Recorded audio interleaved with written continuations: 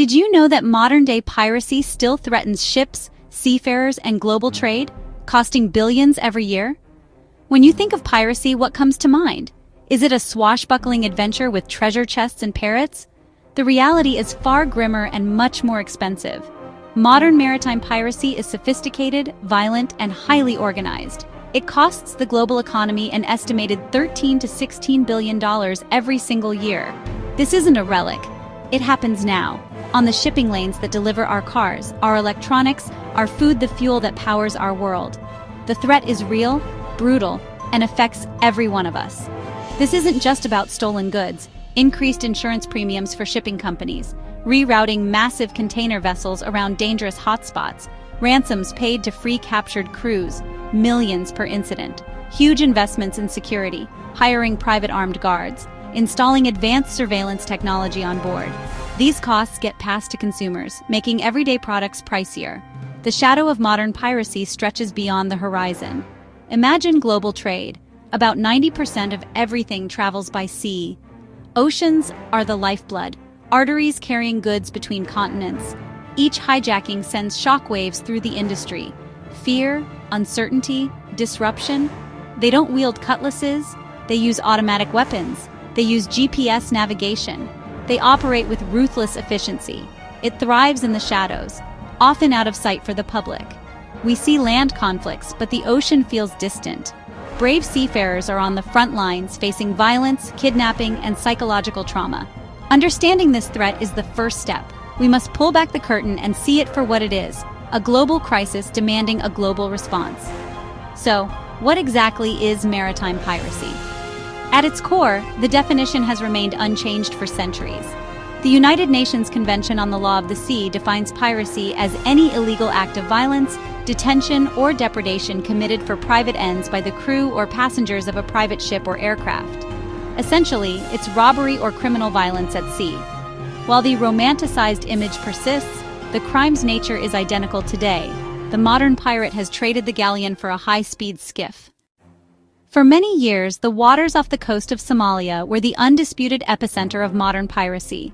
From the mid-2000s to around 2012, Somali pirates became infamous for audacious hijackings, using small skiffs and larger motherships to capture massive vessels like the supertanker Sirius Star.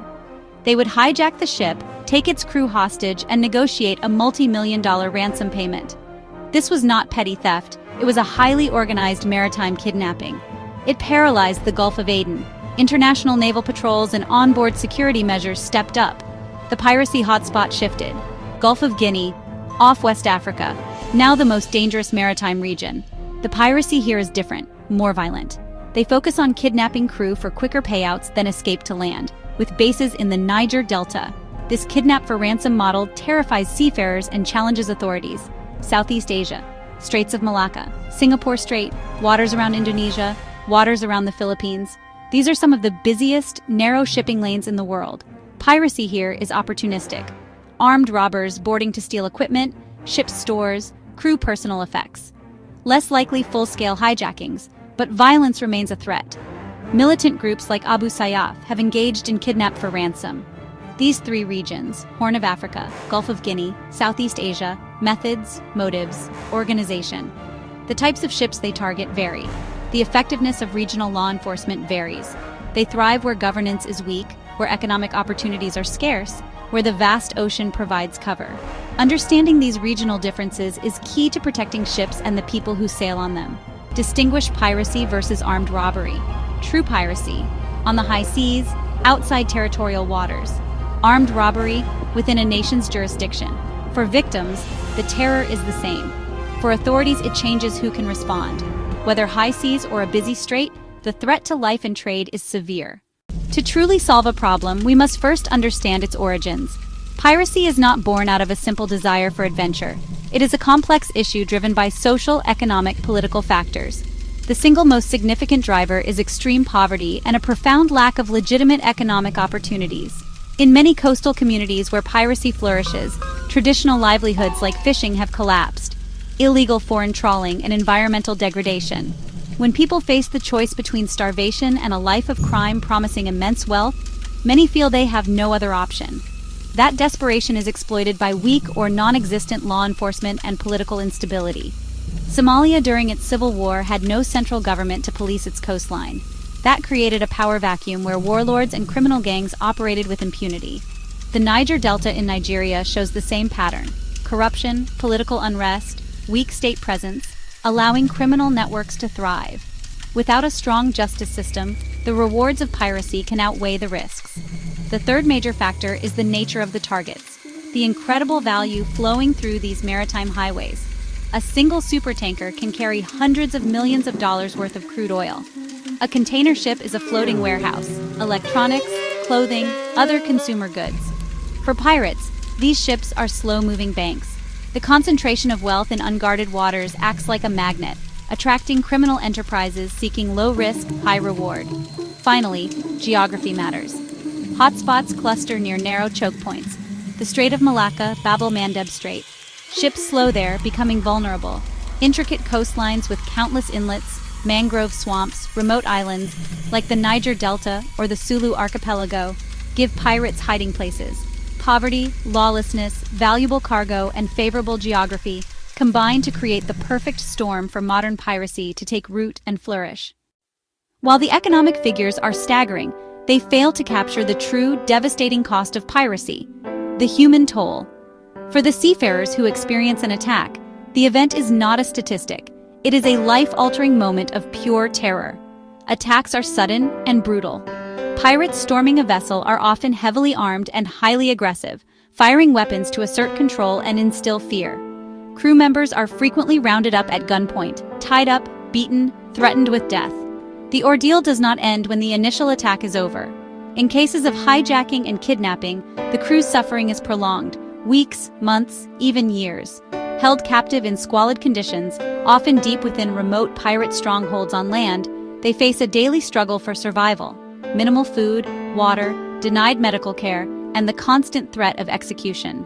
The psychological torment is immense, used as pawns in lengthy ransom negotiations, completely cut off from their families, with no idea if they will ever be freed.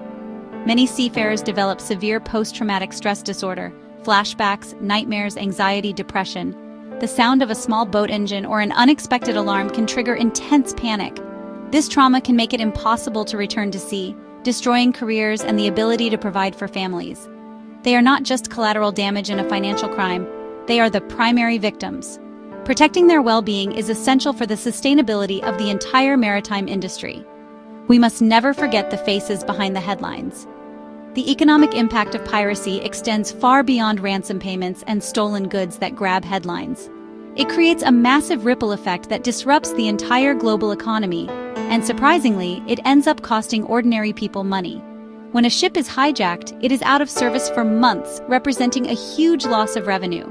Insuring a vessel in high-risk areas skyrockets. War risk premiums can add tens of thousands to a single voyage. To avoid hotspots, ships detour thousands of nautical miles, adding weeks and massive fuel costs, disrupting schedules and product availability. Higher insurance, added security, longer routes, expenses pass down the chain into final prices.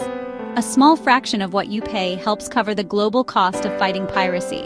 Ultimately, piracy acts as a tax on international trade, adding friction, uncertainty, and expense, even affecting oil prices. The fight against piracy is not a battle that any single nation can win alone. The sheer vastness of the oceans makes it impossible for one navy to police every shipping lane. The most effective weapon is international cooperation. The successful suppression of Somali piracy is a prime example. Combined task forces, shared intelligence, protected corridors, visible naval presence deters attacks, helicopters scout skiffs, teams board and rescue, motherships intercepted, secure transit corridors, and real-time information sharing leave pirates fewer places to hide. But in the Gulf of Guinea, most attacks occur within national waters. Alliances plus regional capacity building are essential. While warships patrol the seas, the first line of defense is the ship and crew. BMP practices, physical barriers, powerful water cannons, and citadels with independent communications and controls. Technology helps: SSAS, LRAD, improved radar, night vision. But training matters most. Regular drills, spotting threats, hardening the ship, and executing swift retreats. Some ships hire armed security. Ultimately, the only true long-term solution is on land. Invest in economic development, education, and good governance so piracy cannot take root. With knowledge and cooperation, we can make the seas safer for all.